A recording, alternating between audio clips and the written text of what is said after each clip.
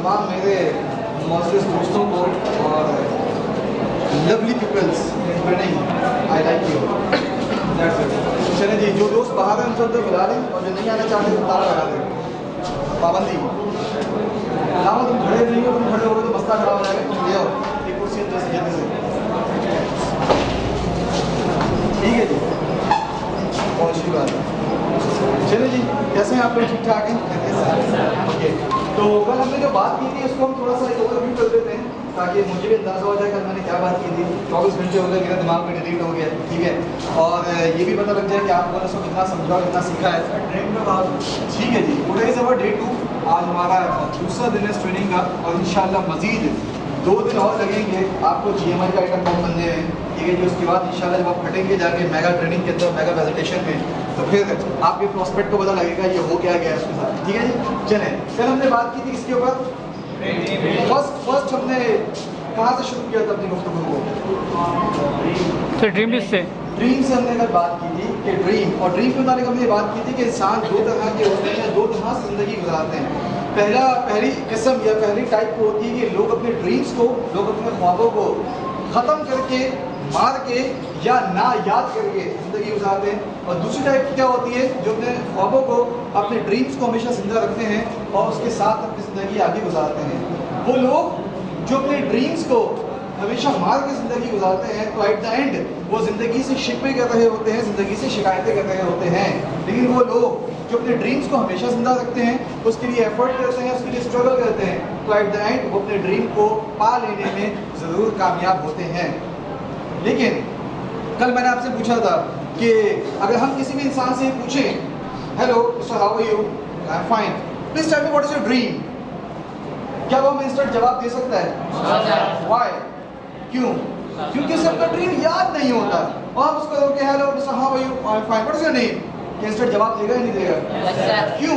क्योंकि अब उसे अपना नाम याद होता है। इस ड्रीम को ना याद होने और नाम के याद होने की वजह क्या होती है, क्या वजह बनती है?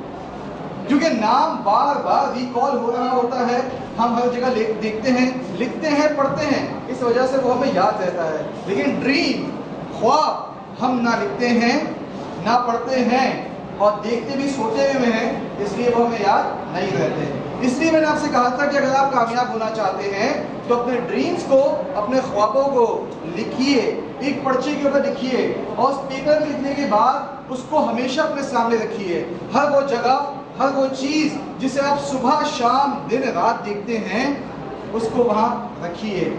लाइक योर लैपटॉप, उसकी स्क्रीन सेवर के ऊपर आप उसको रखिए। लाइक योर मोबाइल फ़ोन, उसके स्क्रीन सेवर के उसको आप रखिए। लाइक आपका तकिया, उसके नीचे अपनी ड्रीम लिस्ट को रखिए। लाइक योर पॉकेट, आपकी जेब, आपकी ड्रीम लिस्ट आपकी जेब में होनी चाहिए। क्यों? क्योंकि वो चीज़ें हैं जो फ्रिक्वेंटली हम यूज़ करते हैं। हम इंटरटेनमेंट के लिए लैपटॉप खोलते हैं तो हमारी ड्रीम लिस्ट हमसे बोलेगी no no no not at all, अभी तुम्हारा ड्रीम पूरा नहीं हुआ, तुम अभी जाओ और काम करो, तफरीह बाद में होगी। हम तफरीह के लिए मोबाइल फ़ोन खोलते हैं गेम खोलने के लिए, तो मोबाइल फ़ोन से क्या मैसेज आएगा?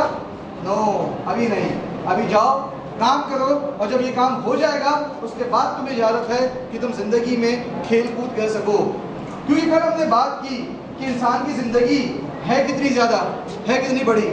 अमूमन लोग ये समझते हैं, ये सोचते हैं कि ज़िंदगी 60 बरस की होती है। कितने बरस की होती है?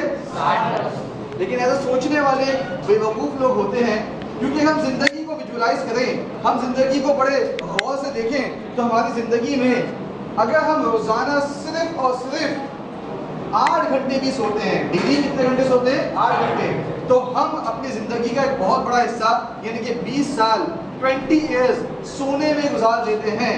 इस सोने में क्या लगता है हम कोई प्रोडक्टिविटी करते हैं, हम कोई बड़ा काम करते हैं? No way, not at all.